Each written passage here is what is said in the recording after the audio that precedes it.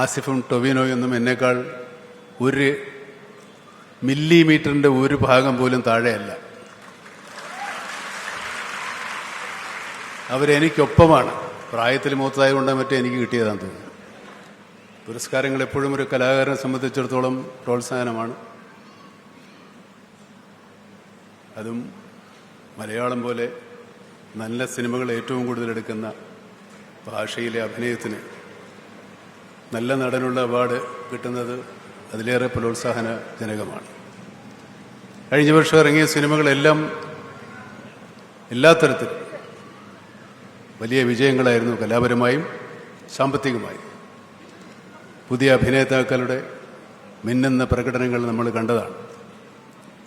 എൻ്റെ കൂടെ നടന്മാരായി special jury mention കിട്ടിയ ആസിഫും ടൊവിനോയൊന്നും എന്നേക്കാൾ ഒരു മില്ലിമീറ്ററിൻ്റെ ഒരു ഭാഗം പോലും താഴെയല്ല.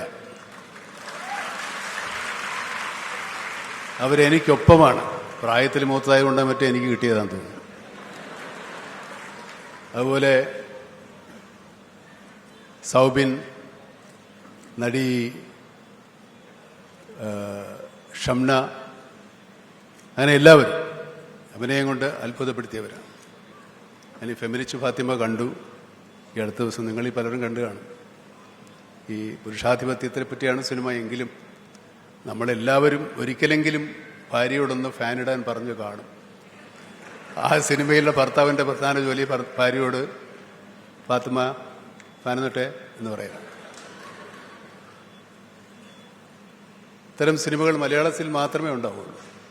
മലയാളികൾക്ക് മാത്രമേ അങ്ങനെ ഒരു സിനിമ ചിന്തിക്കാനും ഉൾക്കൊള്ളാനും സാധിക്കും.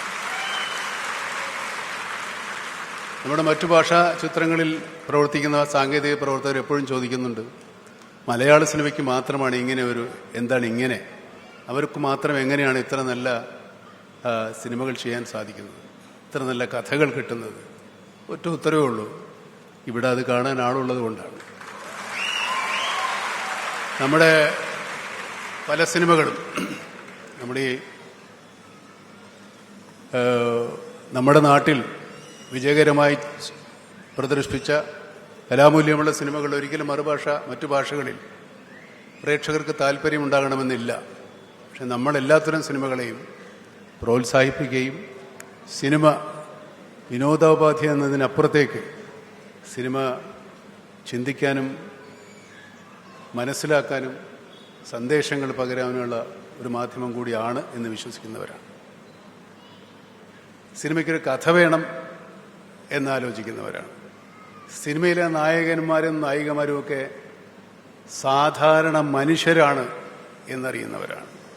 സാധാരണ മനുഷ്യരെ പോലെ ആകണം എന്നാഗ്രഹിക്കുന്നവരാണ്. അതുകൊണ്ടാണ് സിനിമയിലെ നമ്മുടെ കഥാപാത്രങ്ങളെല്ലാം മനുഷ്യരാകുന്നത്.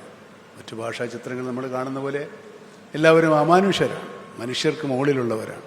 അല്ലെ, മനുഷ്യരെക്കാൾ ഒരുപാട് ബുദ്ധിപരമായും ശാരീരികമായും ശക്തിയുള്ളവരാണ്. ഒരു സാധാരണ മനുഷ്യനേക്കാൾ നമ്മുടെ സിനിമയുടെ നായകന്മാർക്ക് ശക്തിയോ ബുദ്ധിയോ ഒന്നുമില്ല, സാധാരണക്കാരാണ്.